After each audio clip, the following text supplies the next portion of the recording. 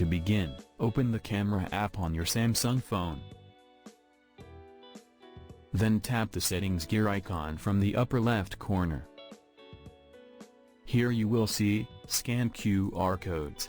Just tap the slider to enable it. Now go back. And then point your device's camera at any QR code without pressing the shutter button. If your phone reads the code correctly, a card will appear at the bottom of your screen, allowing you to interact with the QR code's content. Tap the card to proceed. From the menu you can open the link, or copy the link, or share the link. Second method. Swipe down on the home screen to access the quick toggles menu.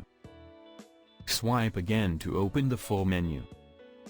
Now swipe left to see more options.